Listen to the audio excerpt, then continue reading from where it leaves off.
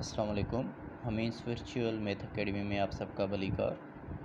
Exercise 18.1 question number 7, find the value of x in the following proportion. Question हमें कह रहा है कि x की वैल्यू फाइंड करें, ये प्रोपोर्शन गिवन है। बट सबसे पहले हमें प्रोपोर्शन का पता होना चाहिए कि प्रोपोर्शन हम किसे कहते हैं। सो प्रोपोर्शनल हम उसे कहते हैं the quality of two ratios is called the proportion. Proportion is a statement which is expresses the equivalence of the two ratios।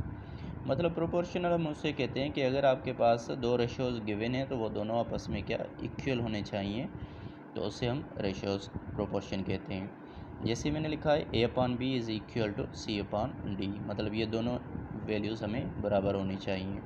तो यहाँ पे आपके पास प्रोपोर्शन में ये प्रोपोर्शन की साइन है हमारे पास, ये जो 4 डॉट्स लिखे हुए हैं इसे हम प्रोपोर्शन कहते हैं।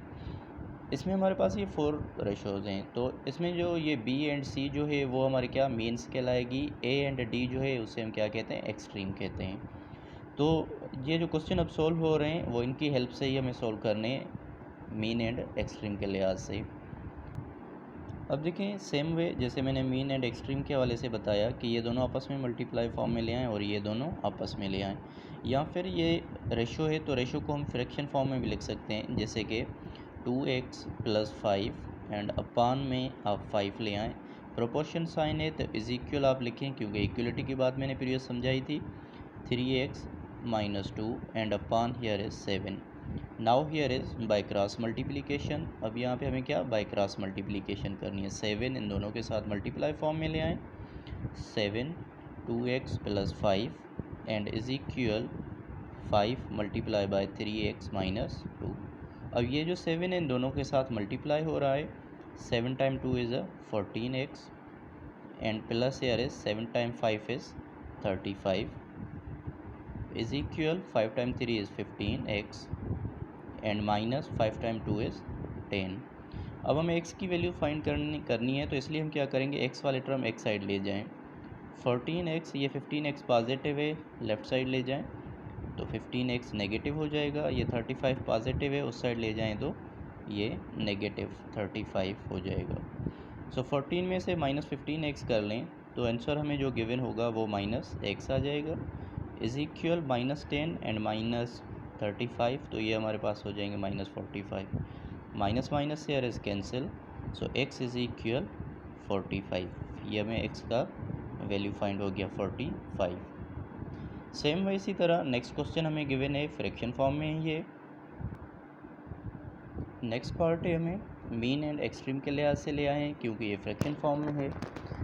तो यहाँ पे देखें 4x - 3 अपान 5 × 7 एंड 2, मतलब ये सामने मल्टीप्लिकेशन होगी। 7 × 4 इज़ 7 को 4 के साथ अगर हम मल्टीप्लाई कर दें तो 28x हो जाएगा, minus 7 × 3 is 21 and upon 2 × 5 here is 10 is equal 4 and 4 here is cancel, 3 cancel, so x। 10 divide में उस साइड ले जाएं, मल्टीप्लिकेशन में हो जाएगा। 20x - 21 is equal 10x। अब हमें x की वैल्यू फाइंड करनी है, तो 10 को इधर ले आएँ एंड 20 को उस साइड ले जाएं। 28x शिफ्ट कर लें लेफ़्ट साइड तो नेगेटिव साइन हो जाएगी, -10 इज इक्वल 21 नेगेटिव है, राइट साइड ले जाएं तो पॉजिटिव 21 आ जाएगा वैल्यू। 28 में से माइनस अगर हम 10 कर लें तो हमारे पास आंसर आ जाएगा यहाँ पे। 28 में से 10 हम माइनस अगर कर लें यहाँ पे तो हमें गिवन होगा आंसर 18x इज इक्वल 21। अब हमारे पास देखिए x की वैल्यू फाइंड करनी। 18 यहाँ पे डिवाइड में उस साइड ले जाएंगे तो मल्टीप्लाई में उस साइड ले जाएं, डिवाइड में हो जाएगा 18। टेबल लगा दें, x इज इक्वल 3 की टेबल पॉसिबल है 7 time and upon here is 6 time. इन दोनों क्वेश्चन के आप स्क्रीनशॉट ले सकते हो। बाकी जो इसके थर्ड एंड फोर्थ पार्ट है वो आपका होमवर्क में है। अगर इसमें जो भी कन्फ्यूजन हो तो आप व्हाट्सएप नंबर मेरा गिवन है, आप मैसेज करके वो क्वेश्चन समझ सकते हैं कभी भी किसी भी टाइम।